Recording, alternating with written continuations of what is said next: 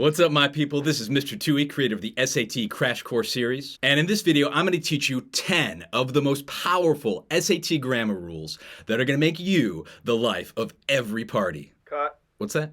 So apparently knowing SAT grammar rules might not actually make you popular. I guess people find having their grammar corrected annoying and off-putting or something. Okay, so even if these grammar rules don't make you popular, you can still use them to get a really good score increase on the SAT writing and language section. Plus, they give you the ability to silently judge people who are using incorrect grammar. We can still silently judge people, right? Okay, just making sure. We got a lot of work to do, so let's jump right into it.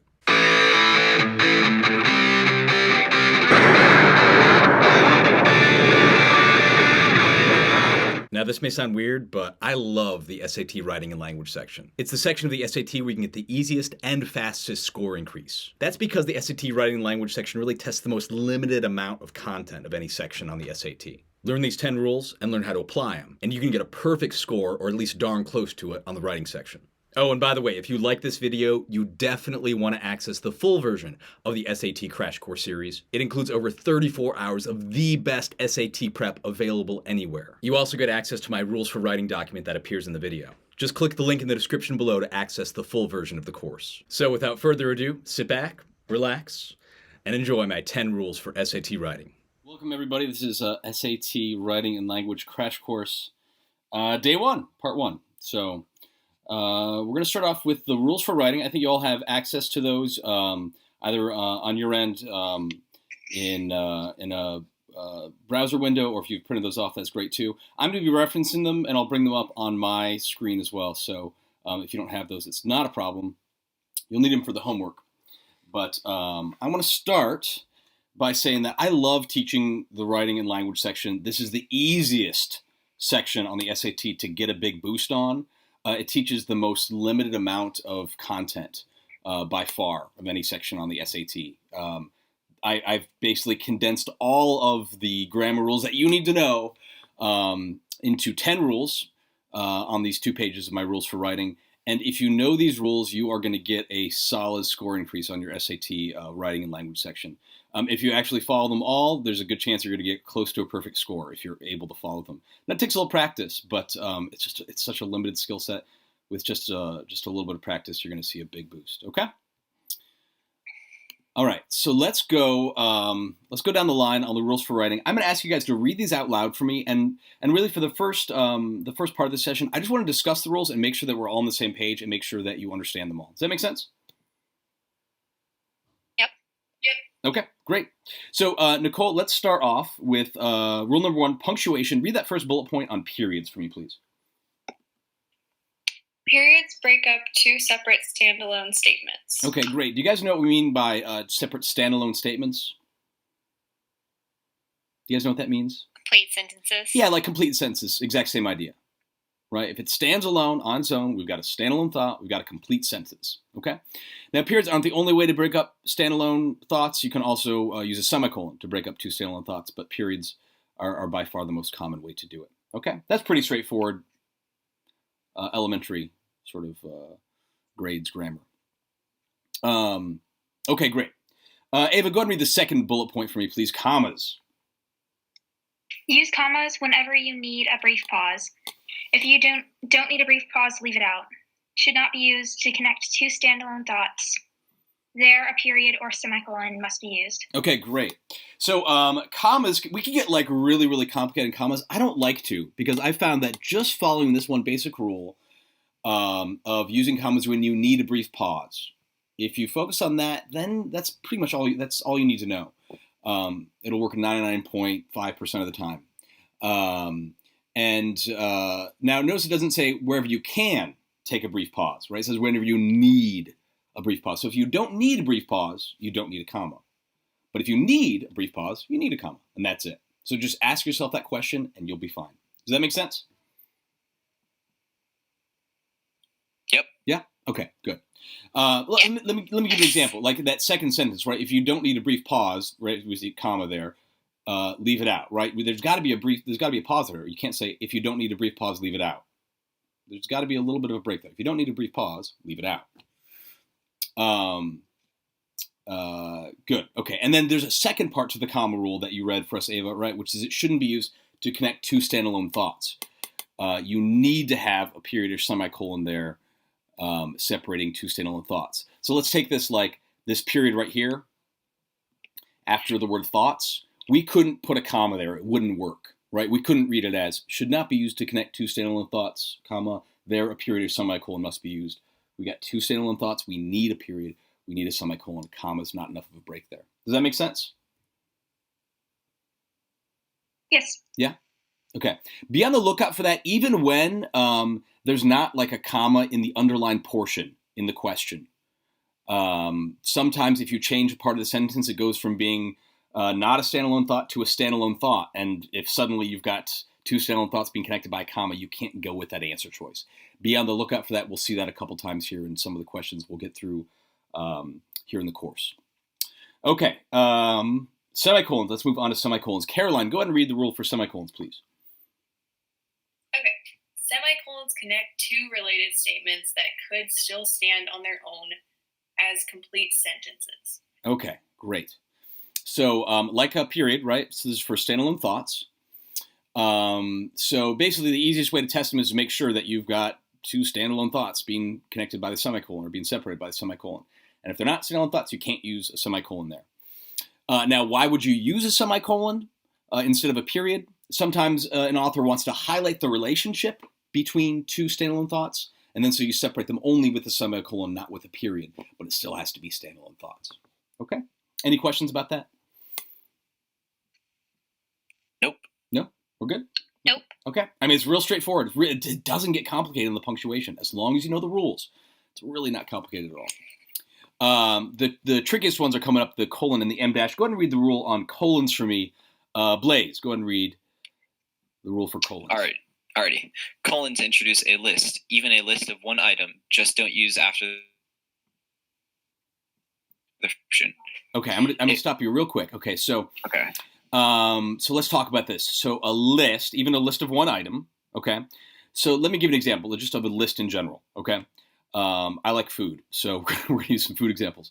I went to the grocery store to pick up all of the items I needed to bake chocolate chip cookies, colon, butter, flour, sugar, salt, and chocolate chips. Does that make sense? Yes. Just a list, okay?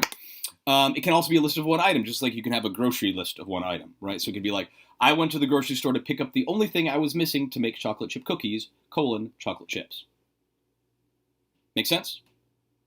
Yes, sir. Okay, so now don't use after the phrase such as or like for example, because kind of that's what the semicolon or what the colon means in that sentence, right? I wouldn't say I went to the grocery store to pick up all of the items I needed to bake chocolate chip cookies, comma such as colon, right? Because the colon is kind of it means the following, such as.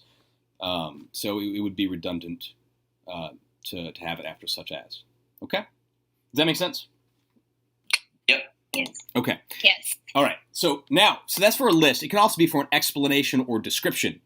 So let me give you an example. I'll use the cookie example again of the colon in a description. I was looking forward to baking chocolate chip cookies, colon, the most delicious cookie in the world. Okay. Whether you think that's true or not.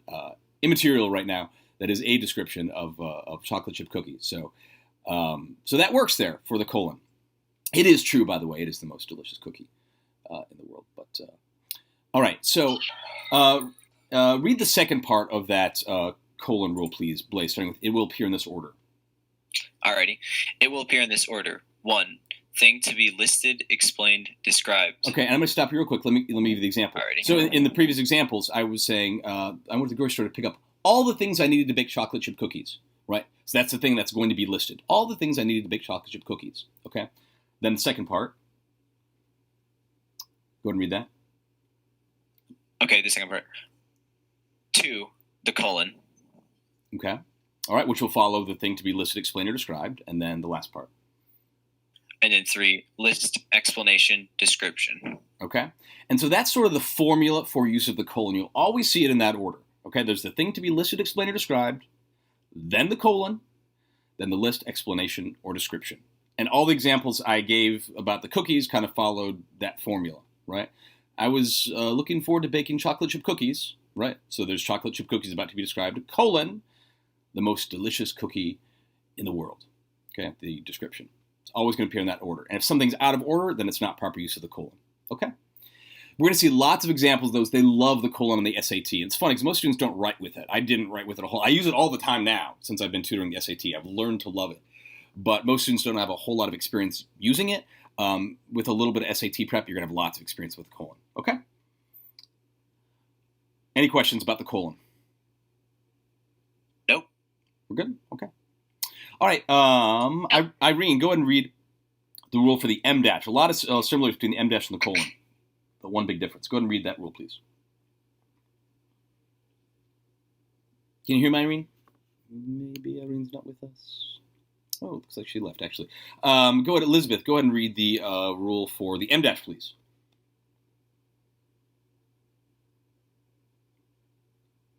Can you hear me, Elizabeth? The M dash, a single M dash. Sorry. Yeah. Okay. Single M dash anywhere used of. Okay. However, for a lip. I'm going to stop you real quick, Elizabeth, and you're cutting out a little bit again. That is okay. So single M dash can be used anywhere. A colon can be used following the rule above. Okay, so all the examples I gave you with the cookies and the use of the colon there, we can have an M dash in place of the colon. It works just great there. They're essentially interchangeable. All right? So an M dash can do anything a colon can do, but there's one thing an M dash can do that a colon can't do, and that's the next part here. I'm going to actually have Nicole, will you read that second part of the M dash rule begin with however? However, for a list, description, or explanation in the middle of a sentence, use the double M dash. And then go ahead and read that example. All of the creative elements of a film, casting, acting, cinematography, effects, and editing, are the responsibility of the director. Okay, good. So there's a double M dash, and there's no such thing as a double colon. That thing just doesn't exist. Okay? So for a list, explanation, or description in the middle of a sentence, it's got to be the M dash, specifically the double M dash. Okay? But notice it still follows the same formula for the colon, right? It's going to be the thing to be listed, explained, or described. And in the example here, we've got the creative elements of a film, right? That's the thing to be listed. And then we see the M dash, and then there's the list. Does that make sense, how it still follows the same colon formula? Yes. Yeah? Yes. Okay, great. And that's true even for the double M dash. Okay. Okay. Good. Questions? Nope. Relatively straightforward. That's it for punctuation. That's it. That's all you need to know. All right. I love punctuation questions. They're gimmies if you just follow the rules and apply the rules. All right. Ava, go ahead and read. We're going to talk about possessives here. Read the first example of a singular possessive. That is the girl's sweater. Okay, so we're talking about possession here, and we've got an apostrophe going on. We know we're talking about one single girl's sweater, okay? And the reason for that is, I said earlier, the apostrophe denotes possession. So what becomes before the apostrophe is in possession, and here that is the girl, okay? Hey, Elizabeth, welcome back. I'm guessing you're trying to get your audio straightened out. Okay. Now, if the apostrophe were after the S in girls, then we know we'd be talking about multiple girls' sweaters, or a sweater belonging to multiple girls, I should say. Okay? So pay close attention to the placement of the apostrophe if it's before the S, singular, if it's after the S, plural. As in the plural example of possessives, that's next bullet point. Ava, go ahead and read the second bullet point for possessives. The boys' favorite game is football. Yeah, and that actually be read just the boys' favorite game is football, which is kind of tricky because it sounds the exact same. If the apostrophe were after the Y, it would sound the exact same. The boys' favorite game is football. If it was singular, it sounds the same if it's plural. The boys' favorite game is football. Plural sounds the exact same. The only way to tell is really by looking at the word and looking at the placement of the apostrophe. Does that make sense, Ava? Yes. Yeah. So, but here we know we're talking about multiple boys because the apostrophe comes after the S. If it came after the Y, we'd be talking about one boy. Any questions? No. No? We're good? Okay, great. Caroline, go and read the third bullet point on possessives. Okay. Pay attention to commonly confused possessives with no apostrophe. Ooh, I see this all the time, and I've been guilty from time to time. Go ahead and read them. It's versus its. Okay, I'm going to stop you real quick. Which one is possessive? The second one? Nope. Nope. It's the first one, right? This is commonly confused possessives with no apostrophes, right? And it's really tricky because it's with an apostrophe is a contraction. You guys know what a contraction is? You guys know what a contraction is? Yes. Heard of them? Right? Yeah. So you take two words, basically like in this case it's it is. You take two words and you smush them together, right? And then you take out one of the letters from those smushed words and you put an apostrophe in place of the letter taken out. So for it, with the apostrophe, we've taken it is, smushed it together, taken out the I, and placed an apostrophe in place of the I, right? So, and that's the same for it's, there, and your with an apostrophe. Those are all contractions. It's with an apostrophe is a contraction for it is. There with an apostrophe is a contraction for they are. And your with an apostrophe is a contraction for you are. Okay? So the possessive forms actually don't have an apostrophe, like it's is possessive, no apostrophe there. Go ahead and read the two examples, Caroline, please. Okay. The dog eats its food versus it's going to rain. Yeah. So here's when you see you've got a question about whether or not using the right form of a commonly confused possessive with no apostrophe. I recommend always breaking it up into the two words, right? So, for example, when you see it's with an apostrophe, read it as it is going to rain, right? And then you're like, does that work? It is going to rain. Okay, that works. So that's the right form. But if we had an apostrophe right here for the dog ate its food and you broke it up, it would say the dog ate it is food. Well, that wouldn't make any sense, right? So that doesn't work. So always break it up into the two separate words and you know if you're using the right form or not. Does that make sense? Yes. Yeah? Okay. And then also there and there. Which one is the possessive, Caroline? The first one. The first one, yeah, no apostrophe. And your versus your, which one is possessive? The first. The first one again, no apostrophe. Okay? We've all been guilty. We've all done it in a text probably. But now you know the rule and you can reference this. Any questions before we move on? Nope. No. Nope. Okay. Is this anything new or is this a lot of sort of just review for the most part? Ew. Mostly review for me. Mostly review? Okay. Good. All right. Okay, some of this is going to start to get into some new stuff here. And let's, I think that was Caroline that read. So Blaze, go ahead and we're going to read rule number 3, choosing the right word in context. We're going to skip the first bullet point, actually first and second one. This is on transition words. And I'm going to show you how to use this rule in an actual question. Without the questions, it doesn't make a whole lot of sense to go over the rule. But basically the idea is that we're connecting two different ideas in a paragraph. And you'll read the two ideas, identify the two ideas being connected, identify the relationship between the two ideas. It'll be a relationship of contrast, a relationship of similarity, cause and effect, or providing examples. Those are the big 4 relationships. There's a couple others we'll see. I'll explain those. But by and large, those are the big 4. Once you know the relationship, you know which type of matching transition word to use. We'll go over it on an actual test. Don't worry about that. Let's look at commonly confused words for right now. So Blaze, go ahead and read the first pair of commonly confused words. Alrighty, so commonly confused words, accept versus accept. Yeah, can you use accept with an A in a sentence? Wait, can you repeat that again? Sorry. Yeah, can you use accept with an A in a sentence? Yes. Try. If you can't, it's not a big deal. This is tricky. This is super tricky. I just want to see if you can try. Okay. Oh, I see now. Yeah. Okay. No, I don't know. Yeah, no problem. Can anybody use that in a sentence? I'll take anybody that knows how to use that. I accept your invitation. Yes, I accept your invitation to the party. Great. I accept. So, and here's the rule for almost all these. A for action.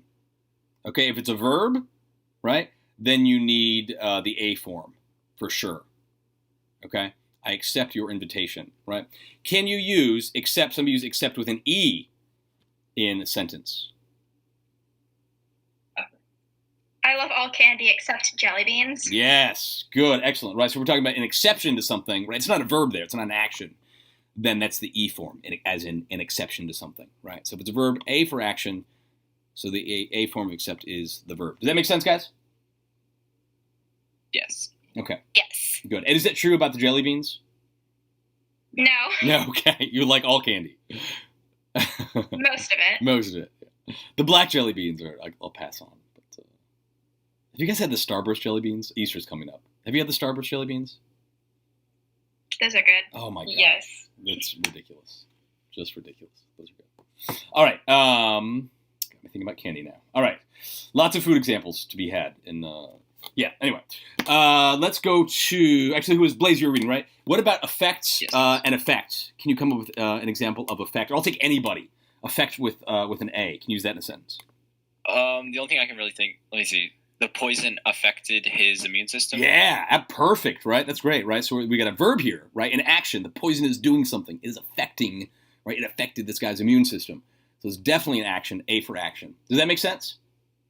Yes. A student taught me this, actually. Like, I've gone over these with her before. She's like, oh, I learned in school. It's A for action. I'm like, oh my gosh, that's great.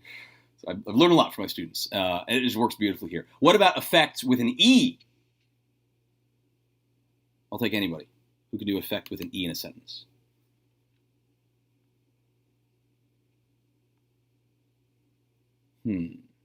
How about what were the major effects of the American Civil War? Right? We're talking about a noun, something, right? The effects of the Civil War. It's not an action there, right? Now you could say the Civil War affected voting rights or ideas about citizenship in America, right? Or affected the legal status of slavery in America, right? Then definitely A for action. But if we're talking about the effects of the Civil War, there were a number of important effects. Then that's effects with an E, because it's not a verb in that context. Does that make sense? Yep. Are we good? Yeah? Okay. Yes. So just look out for if it's an action. If it's an action, you need the A form. I see those two pop up quite a bit, or I've seen them pop up on practice tests. And then access. Can anybody use access with an A in a sentence? I'll take anybody. The key grants access to the house. Yes, and now this is funky because access with an A can be a verb or a noun. And so the key granted access with an A, that's totally acceptable. But if you're using the verb form of access, right, I accessed the hidden room by using the secret key or something like that, where you accessed something. That's a verb there. And so it's the A form of access. As opposed to an excess, if someone use excess with an E in a sentence.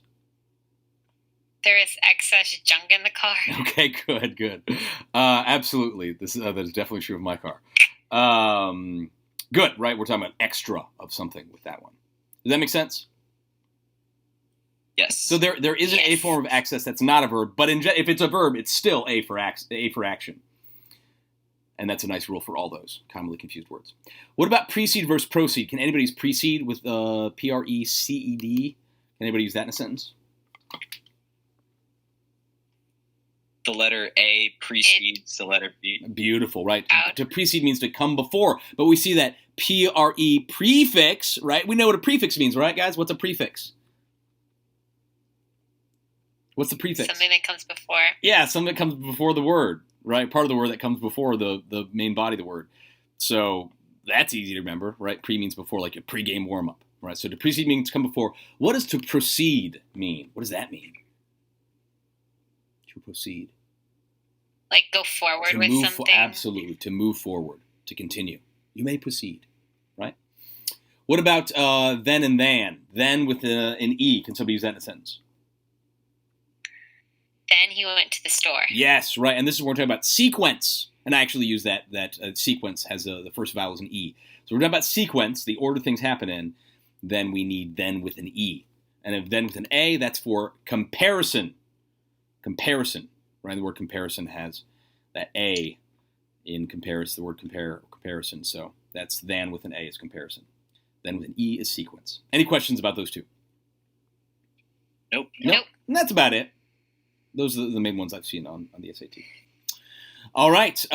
Who, whom, and whose. Let's talk about this real quick. You don't have to worry too much about whose. That's obviously possessive. What I see most commonly tested is when to use whom. Who is generally going to be something like a subject or an object. But for whom, that is always going to be preceded, right?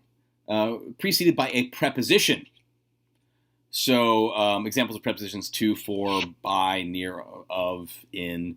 I've got a list of prepositions actually on the rules for writing at the end, 25 most common prepositions. I do recommend you study this, especially the first 10 of the most common prepositions. Prepositions describe the relationship between two things, right? You could say, like, you are walking to your house, or you are in your house, or you are on top of your house, right? Or you're at your house, right? Or you're coming from your house. Two things have a relationship. Prepositions describe the relationship between those two things.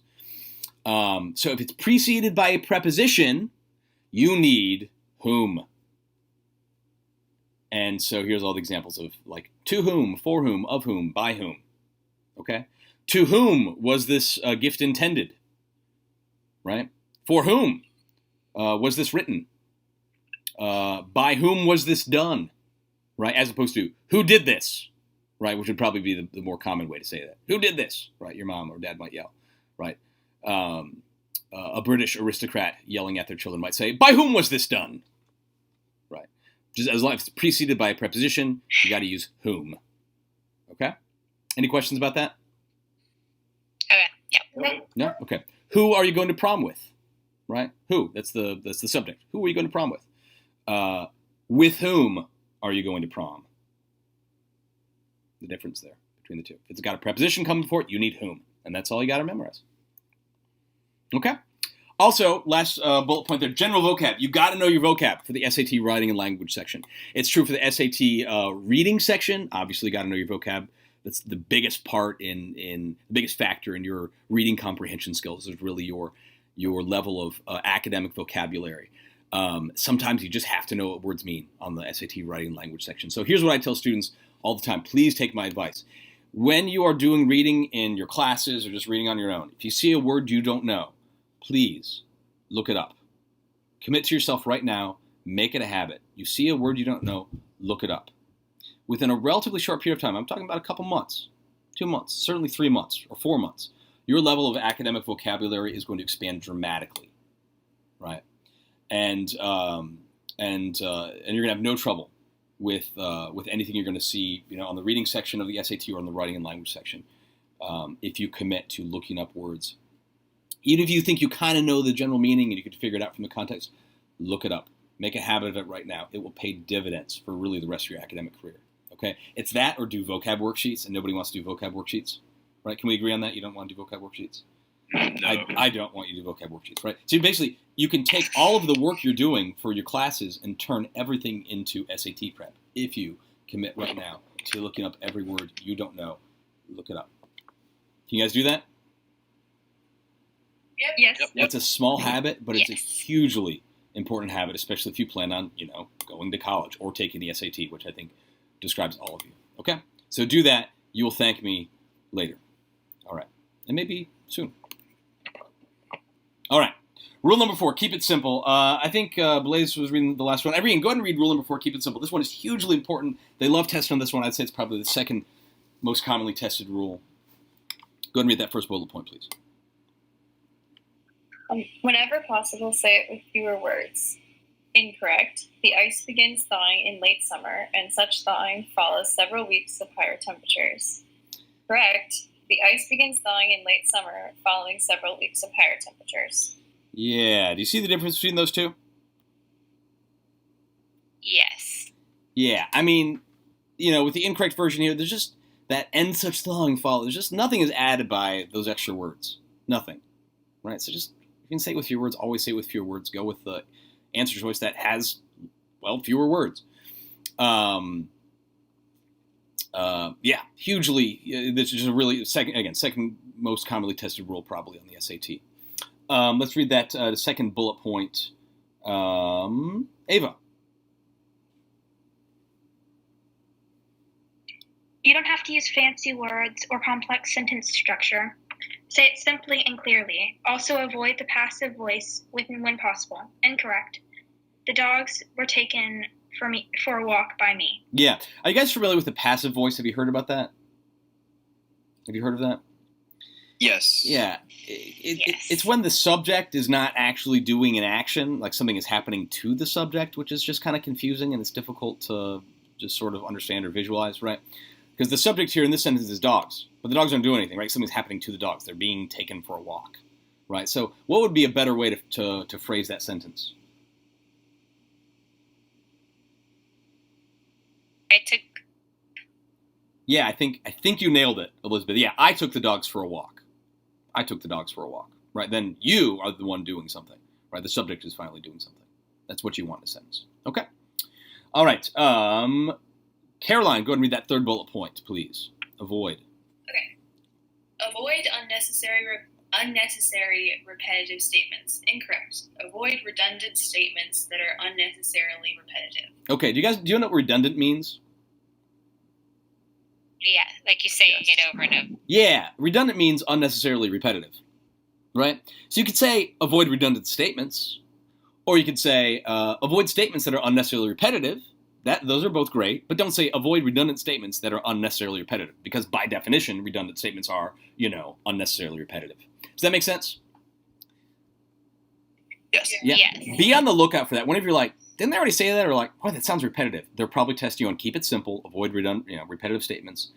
Go with the one that avoids the unnecessary repetition. You'll be good. Okay.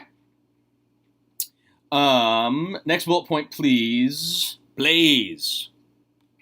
Alrighty. When combining two sentences, avoid answer choices with more than one subject. Yeah, and they'll be real clear when they're testing on this rule. You'll see two sentences that are underlined, and they'll say which of the following answer choices best combines the two underlined sentences. Right? Almost always, the correct answer choice is going to have one clear subject and one clear verb. Okay.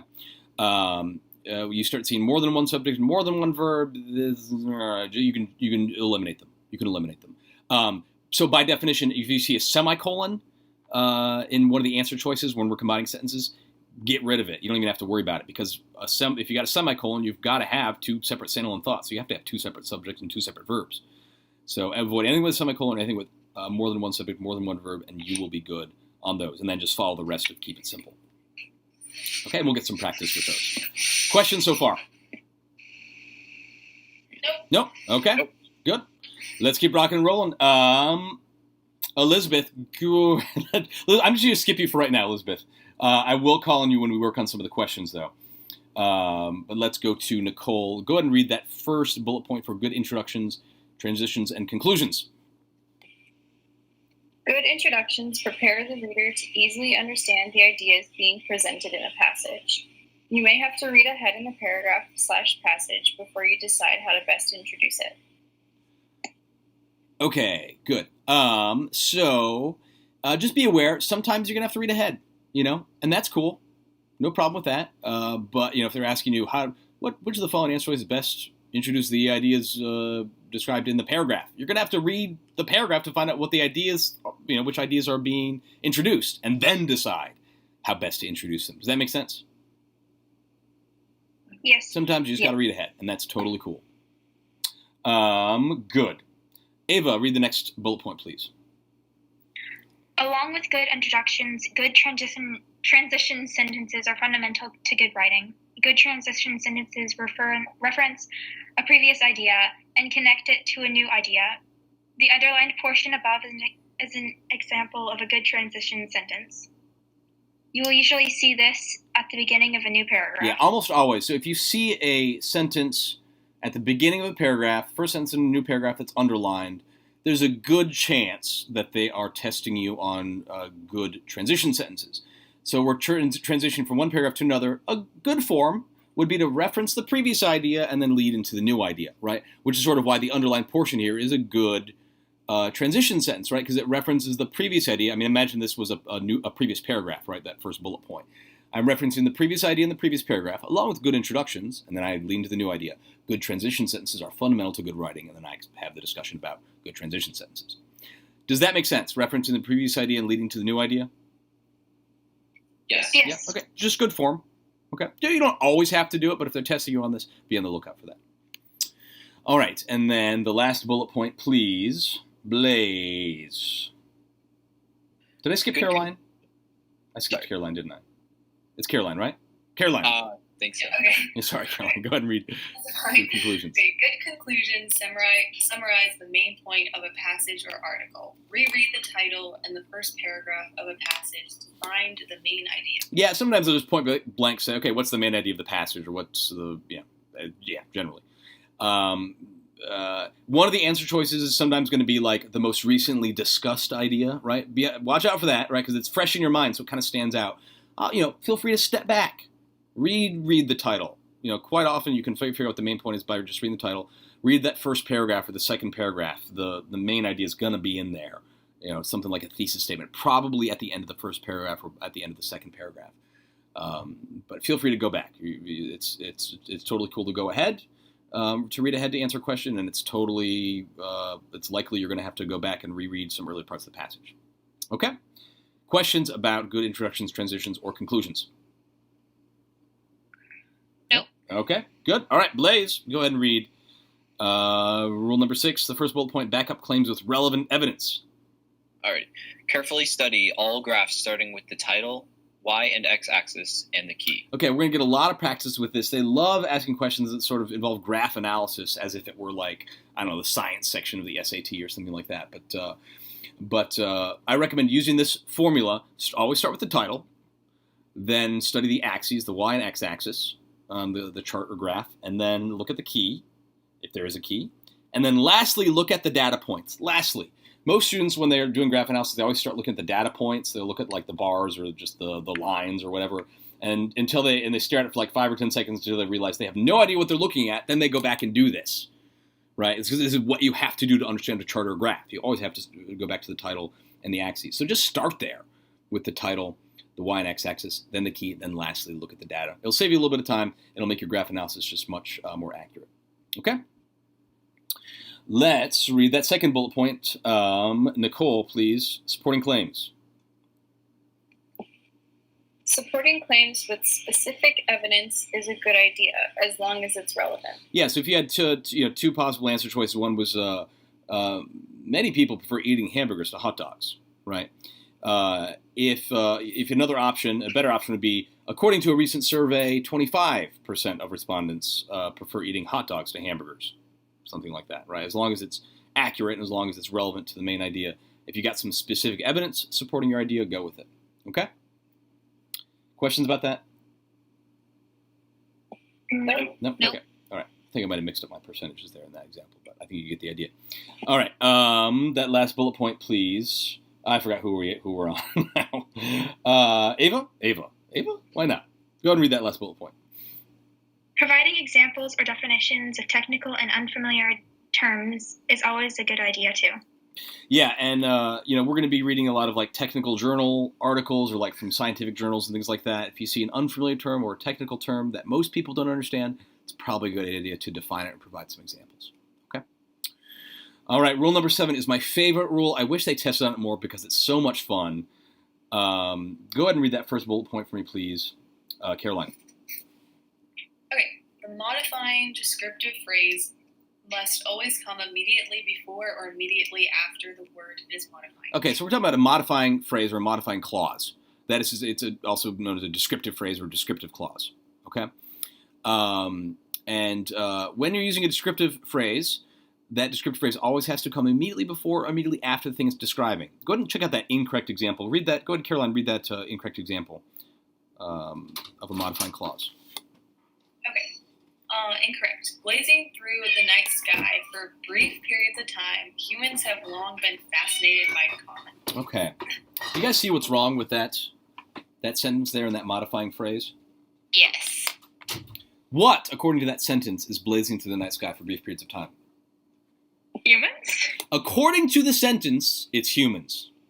Okay? According to the sentence. Now, what's funny is that our brains are great. Okay? Because even though technically that's what the sentence is suggesting, most people could read a sentence like that and be like, I don't see anything wrong. That sounds good to me. Right? Because we're like, clearly they're talking about the comets blazing through the night sky for brief periods of time. Right? We don't even let our brains entertain the thought that humans are blazing through the night sky for brief periods of time because that's such a crazy idea. Right? A lot of people don't catch these. But do you see, grammatically speaking, right? Because the modifying phrase coming before humans, the sentence is suggesting humans are blazing through the night sky for brief periods of time. It's just bad grammar. Okay? Go ahead and read that correct version, Caroline, please. Okay, blazing through the night sky for brief periods of time, comets have long fascinated humans. Great. Okay, now we've got the modifying phrase coming right before comets. Another way to fix that sentence would be to say, start with the word humans, right? Humans have long been fascinated by comets, comma, blazing through the night sky for brief periods of time. That would be fine too, okay? But as long as the modifying phrase is coming immediately before or immediately after the thing it's modifying, we're good. Questions about misplaced modifiers? No? Okay. Nope. They don't test you a lot. I see maybe like every other practice test, but if you read something you're like, oh, that doesn't make a whole lot of sense right there, like just that there's some absurd idea being presented, there's a good chance they're testing on misplaced modifiers. All right, rule number 8, make it match. This is the most commonly tested rule, also has the most elements. Maybe that's one of the reasons why it's the most commonly tested rule. But all these elements share this one thing in common, which is you've got to make one part of the sentence match another part of the sentence, or one part of the passage match another part of the passage. Okay? So, Blaze, go ahead and read that first rule. Make it match number. We're talking about matching subject and verb in number, that is the singular or plural form. Go ahead and read that example. Okay. Number. A pack of wild wolves is roaming through the neighborhood. Okay, good.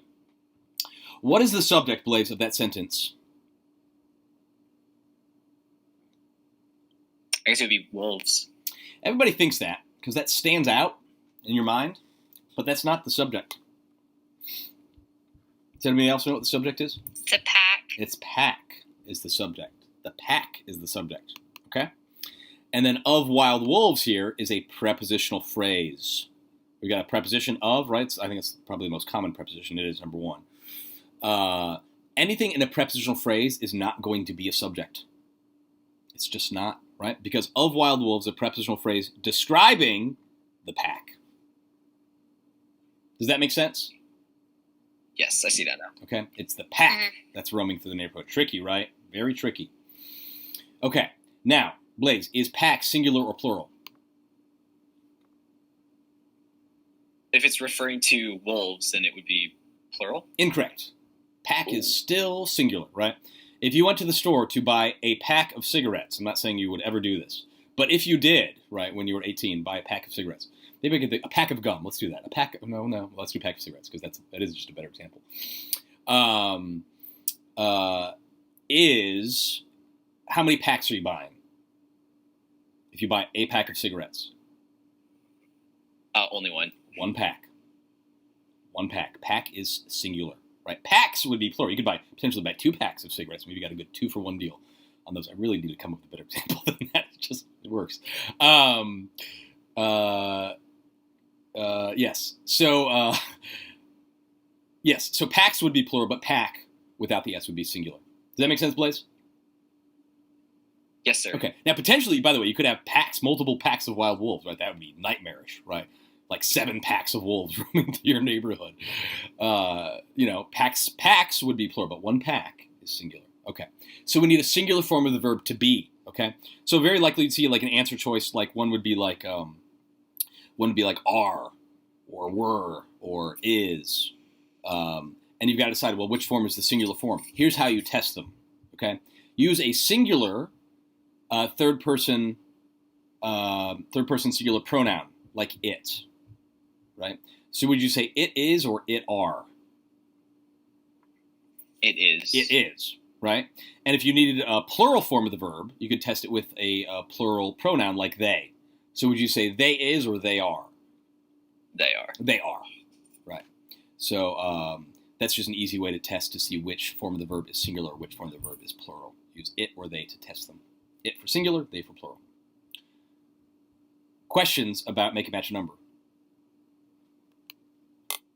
Nope. No? Almost always when they're testing on make it match a number, you will see a prepositional phrase in between the subject and the verb, and they do that to trick you. I've seen 2 prepositional phrases between the subject and the verb. I've even seen 3 and up to 4 prepositional phrases between the subject and the verb sometimes. Super, super, super tricky. Be on the lookout for that. But if you see a preposition and the words that follow the preposition, you can ignore it. It's not going to be part of the subject. Okay? All right. Okay. Excuse me. Nicole, go ahead and read that second bullet point. Make it match for tense. Tense. The band played its hit tune, and the audience erupted in applause. Okay, we've got 2 verbs in the past tense here. Now here, I'm going to make this real clear. I'm not saying that every subject, that all the verbs in a sentence have to have the same tense. I'm not saying that. I'm just saying if we're talking about events that happened in the past, we need to say in the past tense. If we're talking about events that are happening right now in the present, we need to continue with the present tense. If I'm talking about events that will happen in the future, we are going to have to use the future tense. Okay, so that's it. Just consider when the events are happening, make sure that all that matches up. Any questions about that? Nope. Nope. Okay, great. All right. Nope. Super. Ava, go ahead and read Make It Match Style and Tone. I like this example here.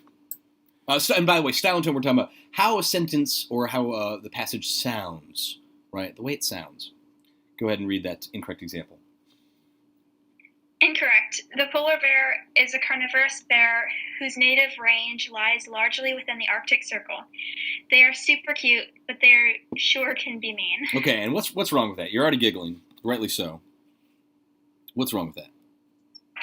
It was super factual, and then it was just like, they're cute. Yeah, exactly, right. So like almost all the passages we're going to be, I would say all the passages we're going to be reading have a very professional, formal tone. They sound professional, they sound formal.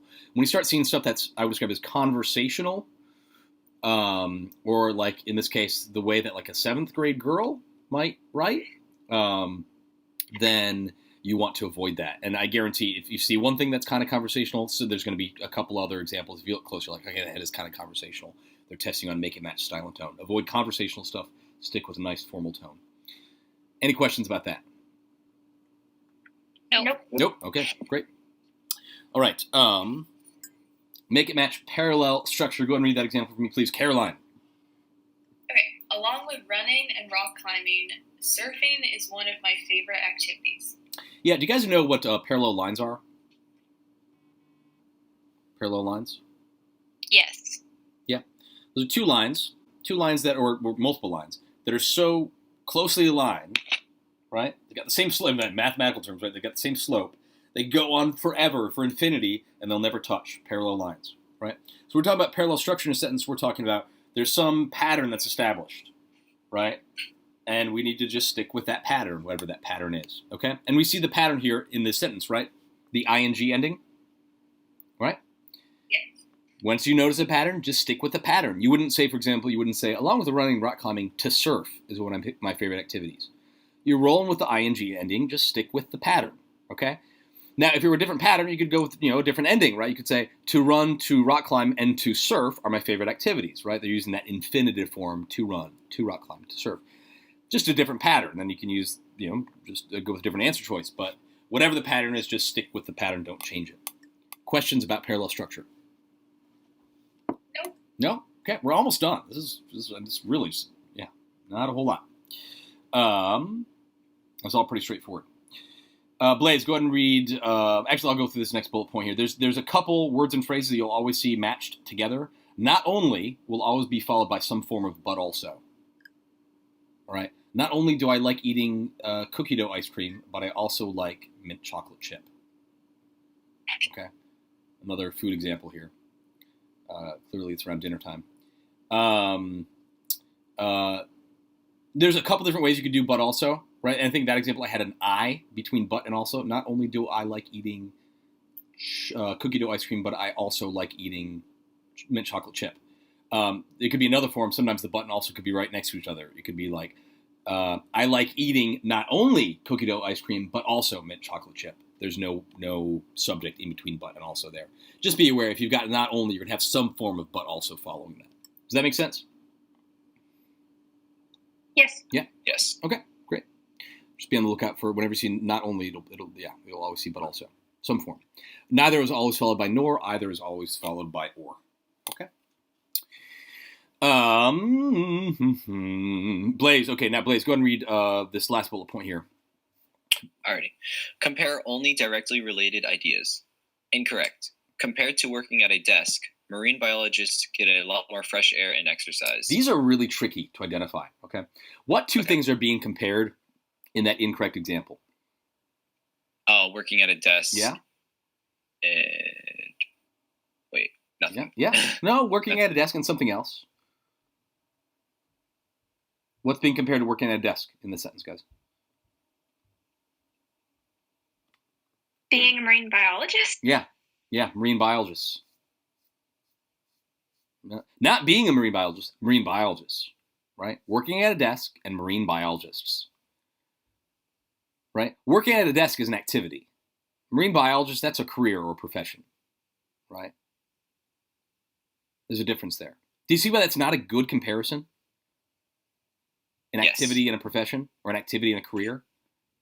I mean, you do things in a career or in a profession, yes, but here you're comparing an activity, working at a desk. It's not a profession, to a profession. It's not a good comparison. Read the correct example, Blaze. Alrighty. Correct. Compared to office secretaries, marine biologists get a lot more fresh air and exercise. There we go.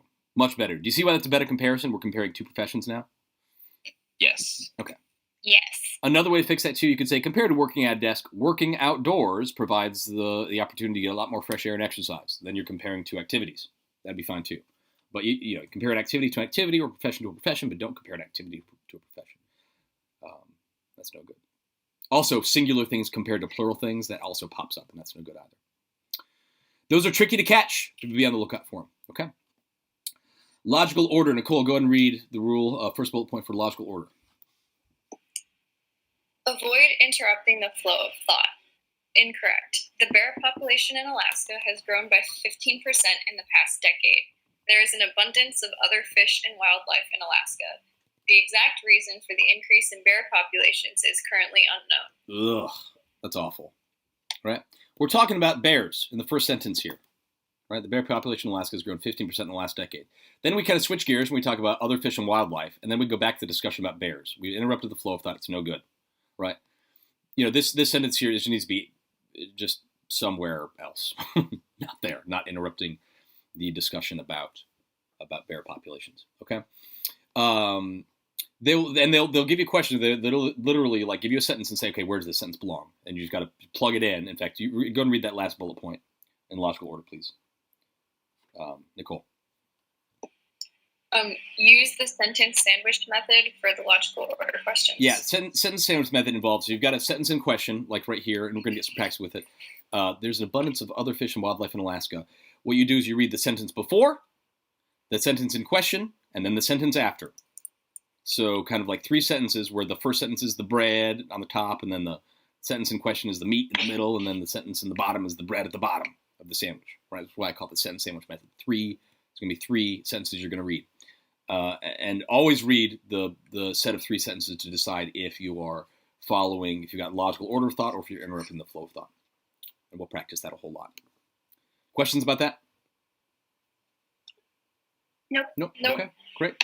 And then the last one, Ava, rule number 10, one of my favorites, an important one. Go ahead and read that, please. Trust your ear and trust your instincts. Man, this is important. In life in general and on the SAT. You may not always know the exact rule that applies. Furthermore, there are a number of conventions of good writing that don't fit into perfect categories. So when in doubt, trust your ear and go with your first instinct. You may be wrong some of the time, but it is always your best bet. Okay. So important here. I mean, if you know the exact rule that applies, apply it, and you're going to get the right answer. You're going to be great. If you're like, ooh, I don't know what rule it is, just kind of read the answer choices, plug them in, see what sounds good. Don't overthink it. Sometimes your gut knows things that your brain doesn't know. Sometimes you're like, boy, that answer choice sounds wrong. I can't tell you why, but I think it's wrong. Don't go with it. Eliminate it. Right? Go with the one that you think sounds best. Go with your, trust your ear and trust your instincts. Don't change your answer choices unless new understanding comes to light. Okay? A lot of students, if they're uncertain about an answer choice, I see this all the time, and I've got to beat it out of my students, metaphorically speaking. I see students do it all the time, is if they feel uncertain about it, they'll change it just because they're like, I feel like I need to do something with this nervous energy. Ugh, I'll change it, right? But what you've done is you've gone from your best guess to a second or third guess, just out of nervous energy, right? Just to make yourself feel a little bit better. Well, your odds of getting that question right are slim. Always go with your first instinct, unless new understanding comes to light. Again, if you're like, that's rule number 3, I see how to apply. Okay, great, change your answer all day long, right? But if you're just kind of torn between two answer choices, go with your gut, go with your first instinct. Does that make sense? Yes. I've seen students just apply that understanding, practice that, and see big score increases just from doing that. Okay, we are done. Essentially, they've got some other stuff on the common rule can get more complicated. That's just largely unnecessary. This is all there is. And let's practice these. Okay. So I've got an PSAT practice test. I want to work on some of these questions real quick, and we will take a break here in just a little bit. But I want to get a little practice in first. Can you guys see the practice test in front of you? Yes. Yeah. Okay. Yes. Good. Okay. Let's read these together. We're gonna, as soon as we come across one of the sentences with a question, we'll answer the question, and I will guide you through this. Let's apply the rules for writing. Okay. I don't know where we left off exactly, but that's okay. I think actually we're at. I don't know where we're at, but I'm just going to start from the top again. Nicole, why don't you start us off with reading the title and reading this passage? A nod to nodding off. With 30% of United States workers not getting enough sleep at night, according to the Wall Street Journal, U.S. companies lose a yearly sum of $63.2 billion annually due to the drop in employee productivity resulting from sleep deprivation. Okay, I'm going to stop you real quick. Let's answer this guy. Nicole, do you know what rule they're testing us on here? The word order? No. What? I'm not sure which rule you're referring to. Oh, I don't know, just like getting rid of unnecessary. Now we're talking, right? And I think that's rule number 4, right? Which is keeping it simple, right? Avoiding unnecessarily repetitive statements. This guy, is that what you're referring to right here? Yeah, that's absolutely. That is the issue here. What in the underlined portion? What is unnecessarily repetitive? What are you talking about? The yearly sum and then annually. Yeah, do you guys see this? Right. So U.S. companies lose a yearly sum of $63.2 billion annually. You guys know what annually means, right? Yearly. It means yearly, every year, right? Año in Spanish means year, or anno in Latin. So totally unnecessarily repetitive. Answer choice A for sure is going to be wrong, okay? What is the correct answer choice? Do you think you see which one? C. Yeah, it's C, right? It's not, we know it's not A.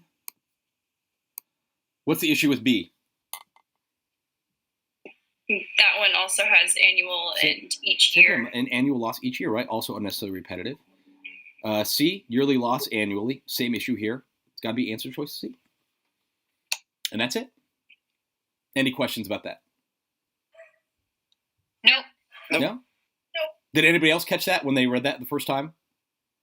You saw the unnecessarily repetitive statement? Yeah. Yeah, good. Great. Yes. Be on the lookout whenever you see that. That's the rule they're testing you on. Real simple. Then just find the thing that's not unnecessarily repetitive. All right. Notice, by the way, when they're testing you on keep it simple, generally, I would say 85% of the time, the shortest answer choice is the correct answer choice, as is the case with answer choice C. It's the shortest. Great job there. Let's keep reading. Ava, read the next sentence. Let's take it from sleep-deprived workers. Sleep-deprived workers generally have lower morale and are less able to retain information than their better rested colleagues. Great. Let's keep reading. Go ahead and keep reading. Yeah. One of the big reasons behind workers' lack of sleep is the work itself. Okay. What do you think about the underlined portion there, Ava? It doesn't seem as factual as before. What do you mean by factual? Like maybe primary causes of would be better. Yeah. Do you know what rule they're testing us on here? The one that had the sorry, the 7th grade. I think I know the one you're referring to. You're talking about make it match style and tone? Yes. Yeah, absolutely. This is it, right? It just sounds conversational, right? I mean, look at answer choice C. Huge things about. I mean, come on, right? Now, don't get me wrong. We speak this way, but you don't write this way, right? So they're definitely testing us on make it match style and tone. We want the most formal, professional answer choice here. That's definitely answer choice. Answer choice C. What's wrong with answer choice B? You know what's wrong with answer choice B? Anybody? There should be an A at the end of it. Not necessarily here. I think it's just the word things there. One of the main things, it's just not as specific as causes. It's just not as precise. It's not terrible, but D is definitely better. There's nothing wrong with D. So it is answer choice B. Questions about that one? No? Nope. No. All right, great. Was that Ava? That was Ava, right? Caroline, go ahead and take it from to combat the problem. Okay. To combat the problem of sleep deprivation in a demanding work environment, some companies have begun allowing workers to take naps. The hours the average Americans spend working have increased dramatically during the 1970s, making it hard for many workers to get a good night's sleep. What rule are they testing us on here, Caroline? I'm not really sure. Yeah. I just know that it doesn't sound right. Yeah. Here's a little shortcut for finding out the rule you're being tested on. Look at the answer choices and ask yourself how the answer choices are different.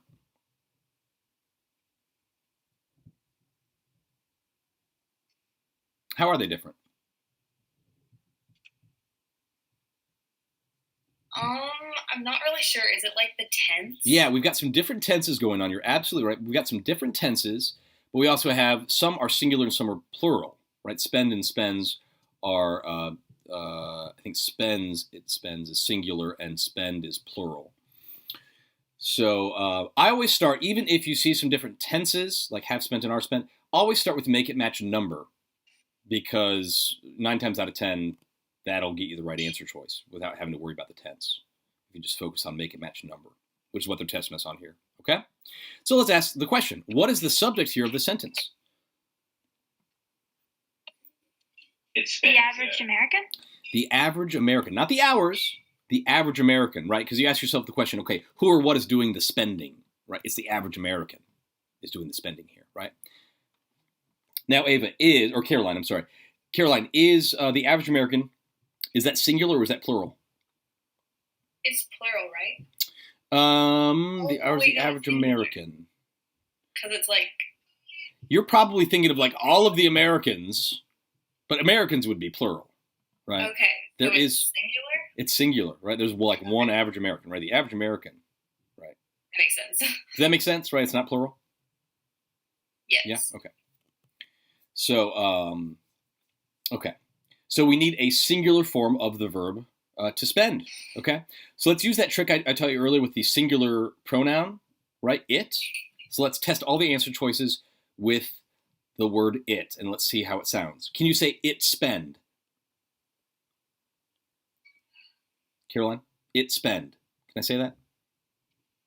Wait, what? I'm sorry. Can you say it spend? Is that acceptable? No, it's not. No, that's terrible. It spend. No, that's gone. It have spent? No, that doesn't sound right. Gone. What about it spends?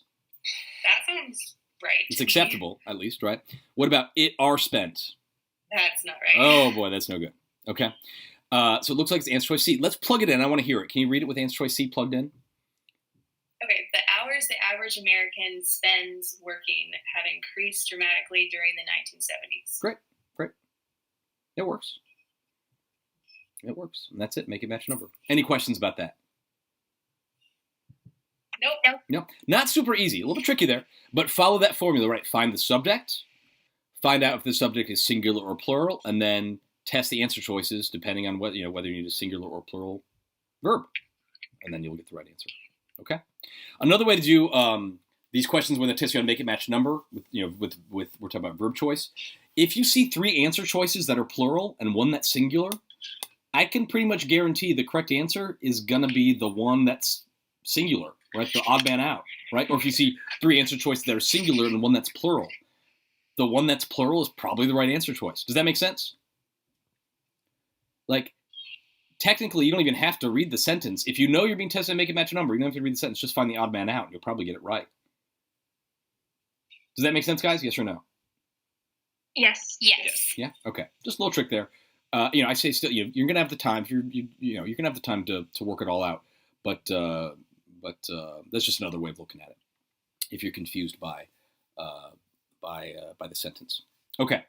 Great job, Caroline. Blaze, go ahead and read begin with sentence 4. Although employees. Alrighty. Although employees who sleep on the job are often considered lazy and unproductive, napping in the workplace has been shown to improve workers' efficiency and quality of life. As long as companies continue to demand long hours from workers and managers, should champion napping as a means to keep employees happy, healthy, and functional. Yeah, right. No good. So, right, can we already eliminate A? I mean, like, if you just read it and you're like, that's awful, don't even worry about it. You know what I'm saying? Yeah. Okay. Good. What rule are they testing us on here, Blaze? Definitely punctuation. Definitely punctuation. I like asking this question on punctuation questions. Are there any answer choices we can easily test or easily eliminate? Besides A. We can probably eliminate B, correct? Yeah, why can we? I agree. Why can we eliminate B? Follow the rule of, let me look back at it, how a semicolon, or was it? It doesn't really follow the thing to be listed, explained, described, and then the colon is placed afterwards. It doesn't really follow that. No, well, that's the colon. So this is a semicolon right here, right? Right. So let's look at the rule for semicolon, for semicolons. Go ahead and read that rule. And this, when you're doing these on your own, you're going to do some of this work on your own for homework. I want you to use the rules for writing. Don't be like, think you have to memorize it right now. This is how you're going to learn them. So you're going to practice them. Read that rule in semicolons. Right. Okay, so semicolons connect 2 related statements that could still stand on their own as complete sentences. Okay, so that's all we got to test here, right? We got to see if we got 2 separate standalone statements here. Do we? Right. Read the first part. As long as companies continue to demand long hours from workers. No, they're not. No, right? It's like, well, what about that, right? It's just not a complete thought. Right. So we don't have to worry about it. Answer choice B is gone, right? Okay. Process of elimination, guys. You want to do 2 things to find the right answer. You want to eliminate. You want to confirm the right answer choice, obviously, but you also want to eliminate all the incorrect answer choices. And sometimes you don't even have to know what the right answer is if you can eliminate all the incorrect ones. You get the same. You get the same result. You're going to get the answer right. So A and B are gone easily. Any others we can eliminate?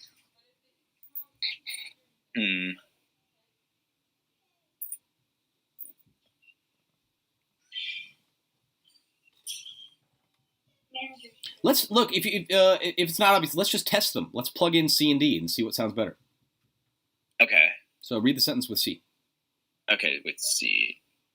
As long as companies continue to demand long hours from workers, managers should champion napping as a means to keep.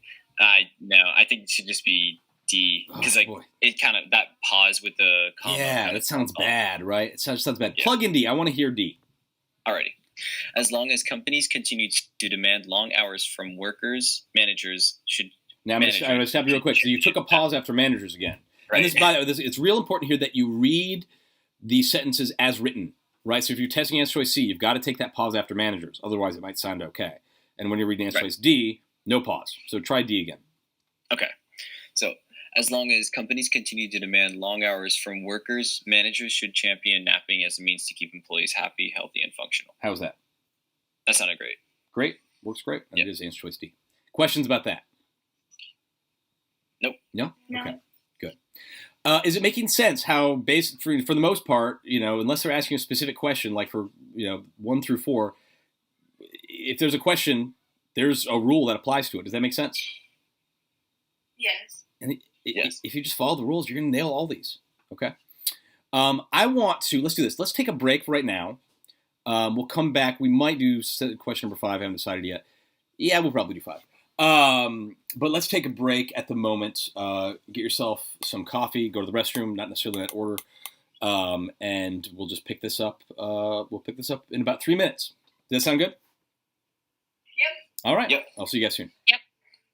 I hope you guys enjoyed that video on my 10 rules for SAT writing. Now, if you want access to the rules for writing document that appears in the video, along with access to 9 more hours of writing and language instruction, including instruction on how to apply the rules on a wider variety of question types, then you definitely want to access the full version of the SAT Crash Course series. Just click the link in the description below to access the full version of the course. You also get 8 hours of instruction on the SAT reading section and over 16 hours of instruction on the SAT math section. There's no easier way to get a big score increase on the SAT. Just click the link in the video below to get access. I've got a special offer waiting for you just for my YouTube subscribers. You can't get this anywhere else, not even on my website. So click the link in the description below, get access to the full course, and I'll see you guys on the inside.